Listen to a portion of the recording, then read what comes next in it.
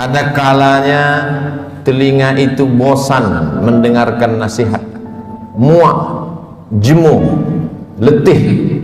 Ada kalanya akal itu tidak lagi bisa diajak untuk berpikir, susah, payah, karena sudah terlalu penuh dengan berbagai macam maklumat, informasi, penderitaan dan kesusahan.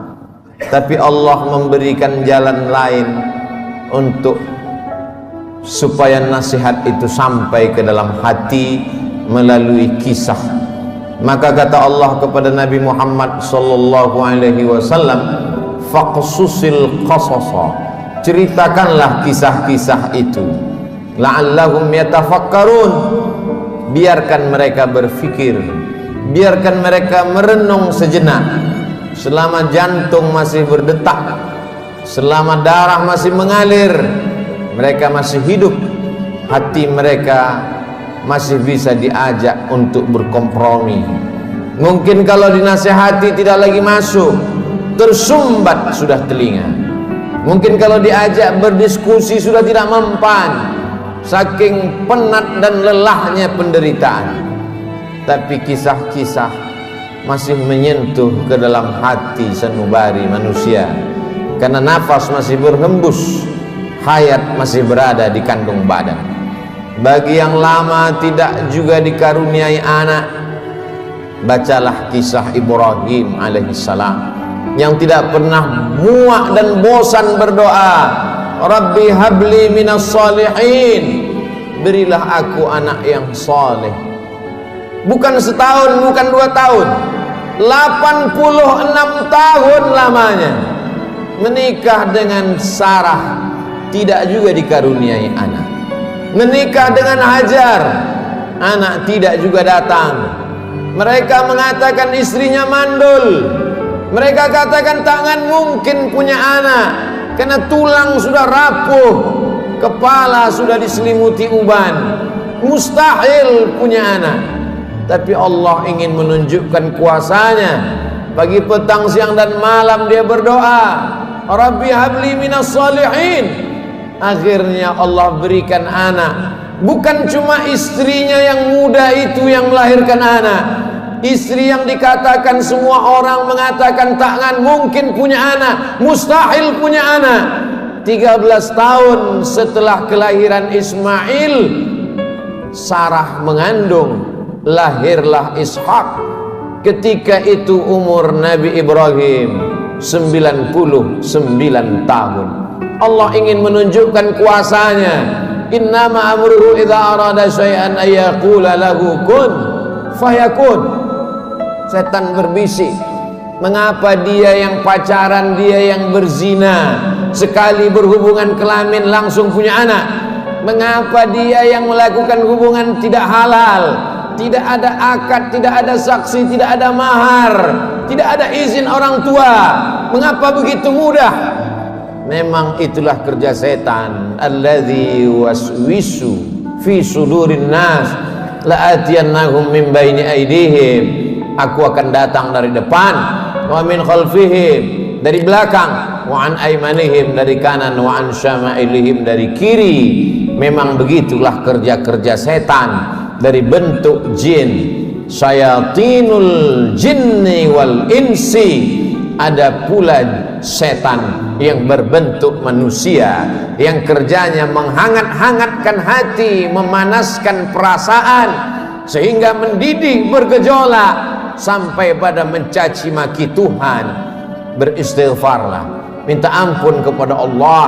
Bacalah kisah-kisah mereka, bagaimana susahnya Nabi Zakaria berdoa kepada Allah, Rabbi habli min ladunka dzurriyyatan thayyibah, berilah aku keturunan yang baik-baik ya Allah. Allah berikan keturunan yang baik.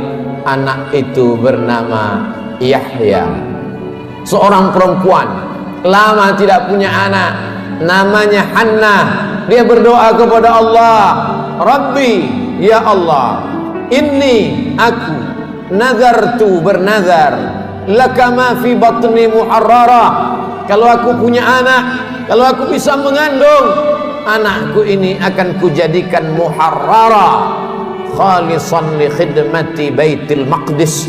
Dia tidak akan menjadi petani, dia tidak kusuruh bercocok tanam, dia tidak akan mencari ikan di tengah laut menjadi nelayan, dia tidak akan menjadi pegawai kerajaan.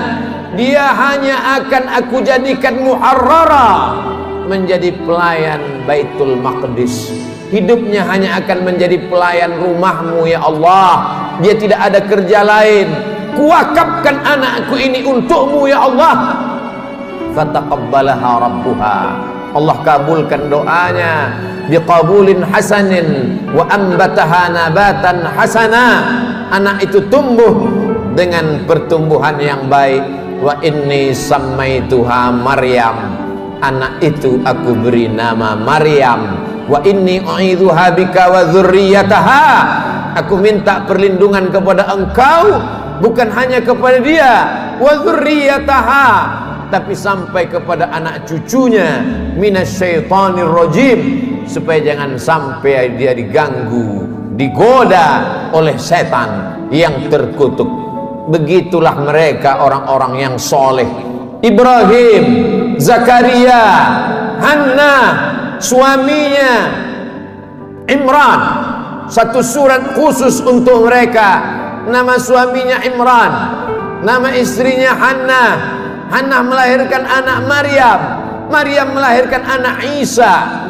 Mereka orang yang dekat dengan Allah, tapi tetap diuji oleh Allah. Mereka orang yang dipilih Allah, tapi hidup mereka juga penuh dengan penderitaan dan kesusahan. Lalu siapa kita yang baru sekali dua menempelkan kening ke lantai bermunajat kepada Allah, merasa hidup mesti senang, hidup mesti tenang, hidup mesti kenyang, padahal kita tak layak untuk menenteng sandal alas tapak kaki mereka. Kita bukan apa-apa dan kita bukan siapa-siapa. Bagi yang hidupnya selama ini berada di istana yang megah dan cantik, penuh dengan emas, berlian, permata, harum, semerbak, tiba-tiba tercampak dan terbuang, bacalah kisah Musa alaihissalam. Dibesarkan di istana Fir'aun, lengkap dengan pelayan, makanan pakaian terjaga bersih rapi, penuh dengan dayang-dayang, sampai akhirnya dia melihat ada dua orang yang sedang berkelahi. Fawakazahu Musa, Musa melerai, jangan kalian bergaduh, jangan berkelahi. Tapi kedua orang ini tidak juga menghentikan perkelahiannya. Fawakazahu Musa, Musa meninju dan memukulnya. Orang yang dipukul itu mati, dan kebetulan yang mati itu adalah masyarakat kelas atas, masyarakat keluarga Fir'aun.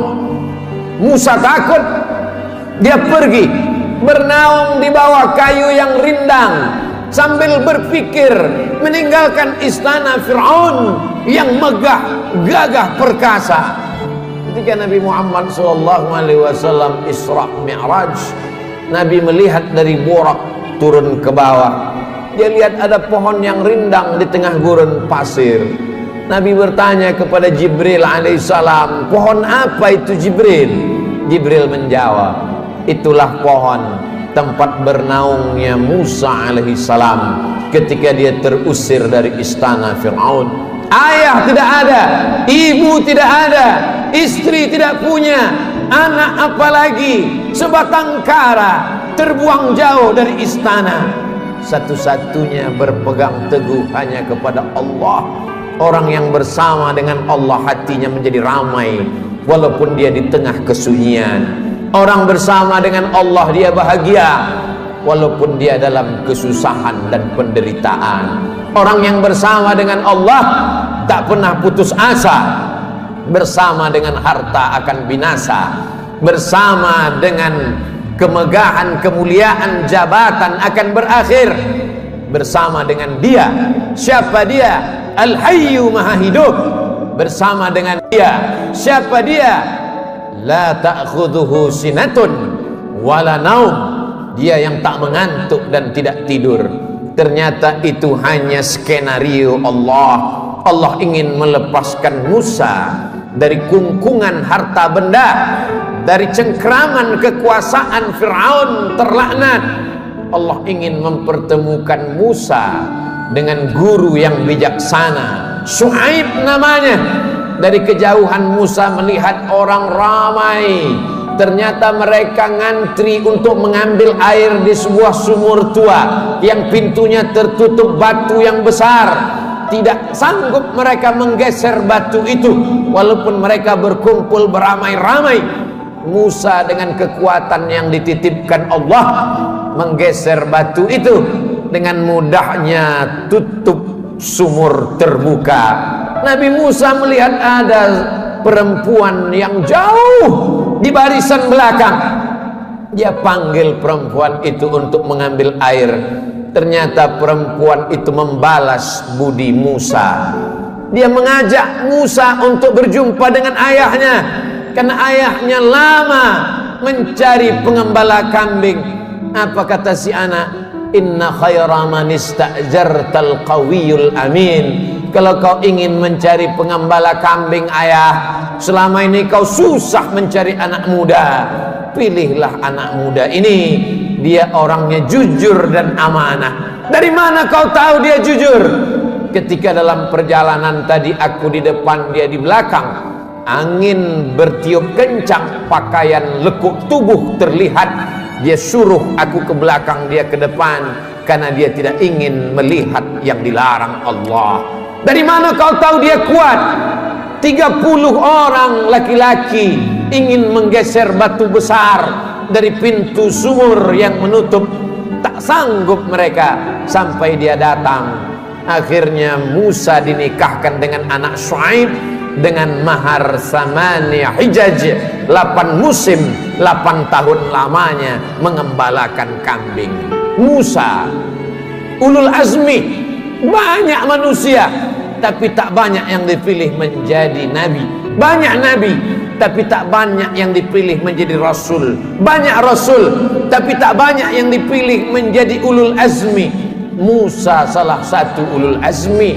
Musa yang diajak Allah untuk berbicara. Wa kallamallahu Musa taklima. Tapi sungguh pun begitu, pernah juga dia merasa terasing, kesunyian, kesepian, tercampak, terjatuh dari istana yang megah. Lalu siapa kita? Kita sedang diajak Allah untuk membanding-bandingkan diri dengan orang-orang yang soleh, yang hebat itu. Engkau yang ditugaskan untuk menjadi guru agama, menjadi juru dakwah di tempat yang jauh, di tengah hutan belantara, melewati air gelombang pasang, melewati sungai, melewati batu karang yang tajam, sampai di tempat tujuan tidak disambut dengan tola'al badru alaina. Kau tak disambut dengan marhaban, kau tak disambut dengan permadani merah, kau tak disambut dengan sukacita. Dicaci maki, diejek. Akhirnya hati merasa marah, panas, meninggalkan dakwah, masuk ke dalam perahu. Perahu terombang-ambing di tengah lautan. Nampaknya barang-barang mesti dicampakkan. Satu persatu barang-barang dibuang ke laut. Namun perahu tetap juga penuh akan tenggelam. Mau tidak mau, suka tidak suka, penumpang mesti diundi. Dan undian itu jatuh ke tanganmu 3 kali. Kalau sudah 3 kali tak ada pilihan, kau mesti dicampakkan ke tengah laut. Mulut ikan nun sudah siap menganga menelan, berada dalam 3 kegelapan. Gelap malam, gelap lautan, gelap perut ikan. Ada kalanya kita merasakan kegelapan, hutang keliling pinggang, satu pun tak ada yang suka. Kawan menjadi lawan, keluarga menjadi musuh. Apa yang dapat kau ucapkan? Itu yang dirasakan oleh Nabi Yunus alaihi salam. Dia hanya berucap dengan mulutnya, la ilaha illa anta subhanaka inni kuntu minaz zalimin. La ilaha illa anta, tiada Tuhan selain engkau, subhanaka, maha suci engkau, aku yang kotor, aku yang hitam, aku yang kelam, aku yang bergelimang dosa. Inni kuntu minaz zalimin, aku sudah zalim, aku sudah aniaya, aku sudah buat dosa. Apa yang dilakukan Allah? Ikan itu memuntahkan isi perutnya. Lalu kemudian Nabi Yunus terdampar di tepi pantai, ditumbuhkan Allah yaktin, labu. Dia makan labu. Hari ini ahli medis, para pakar gizi menganjurkan orang yang sakit untuk memakan buah labu, makanan yang baik untuk penyembuh orang yang dalam keadaan sakit. Ternyata Allah tahu apa yang ada dalam hatimu. Siapakah engkau bila dibandingkan dengan Nabi yang dipilih Allah? Ada kalanya engkau terjatuh, masuk ke dalam lautan. Lautanmu bukan lautan Nabi Yunus, perut ikanmu bukan perut ikan Nabi Yunus, gelapmu bukan gelap Nabi Yunus. Tapi kesulitan-kesulitan hidup yang datang silih berganti, tak ada yang dapat kau lakukan kecuali berkata la ilaha illa anta subhanaka inni kuntu minaz zalimin. Ada orang-orang yang mengajak engkau untuk berargumentasi, untuk berlaga, tapi bukan dengan otot. Mereka mengajak engkau berkelahi, berdebat dengan otak. Otakmu cerdas, IQ-mu hebat, IP-mu tinggi, sarjana S1, S2 dan S3, kau akan menang melawan mereka. Mereka bertanya, a anta fa'alta hadza bi alihatina? Kaukah yang sudah menghancurkan berhala-berhala kami? Kaukah yang sudah meluluh lantakkan sembahan-sembahan kami? Dengan ringan dia menjawab, bal fa'alahu kabiruhum hadza. Bukan aku yang menghancurkannya. Yang menghancurkan berhala ini, patung-patung ini adalah patung yang paling besar. Lihat dari lehernya ada kampak. Dialah yang sudah menghancurkan.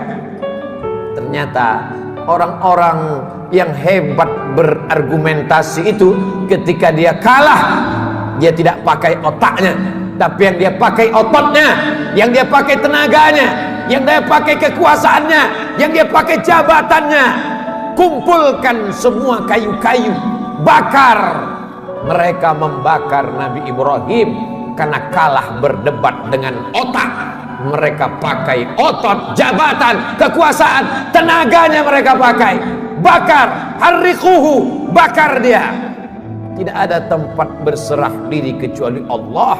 Nabi Ibrahim hanya meminta, bermohon kepada Allah. Apa yang dikatakan Allah, apa yang dikirimkan Allah. Allah tidak kirim tayran ababil. Allah hanya berkata, ya nar, wahai api, kuni bardan, sejuklah, wasalaman, selamatlah ala Ibrahim. Api itu redup, api itu yang selama ini membakar, menghanguskan, meluluh lantakkan, membinasakan.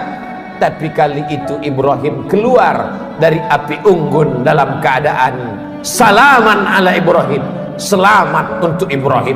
Ibrahim kita ucapkan bukan sekedar pemanis bibir di ujung lidah. Ibrahim kita sebut kama sallaita ala Ibrahim wa ala ali Ibrahim, kama barakta ala Ibrahim wa ala ali Ibrahim.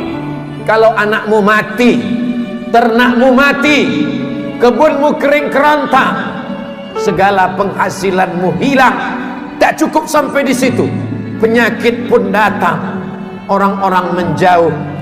Bacalah kisah Nabi Ayub alaihissalam. Adakah Nabi Ayub berkeluh kesah?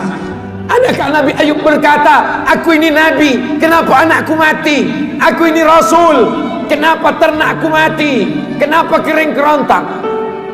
Dia hanya berkata, Rabbi, ya Allah, anni massaniyad dur, aku kena penyakit ya Allah, wa anta arhamur rahimin, engkau maha penyayang di antara yang sayang.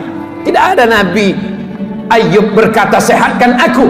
Nabi Ayub tak minta sembuhkan aku. Dia hanya berkata anni massaniyad dur, aku kena penyakit ya Allah, wa anta arhamur rahimin, engkau maha penyayang di antara yang sayang. Dia malu meminta kepada Allah, dia malu berkeluh kesah kepada Allah, dia malu Malu adalah satu cabang dari iman. Malu kepada manusia biasa, malu kepada malaikat biasa, tapi ini malu berkeluh kesah kepada Allah, malu meminta kepada Allah. Itulah akhlak para nabi. Faqsusil qasasa, ceritakan kisah-kisah itu, la'allahum yatafakkarun, mudah-mudahan mereka berfikir. Kembali kepada Al-Quran, baca Al-Quran, baca terjemah, baca kisahnya, menyejukkan hati, menenangkan jiwa.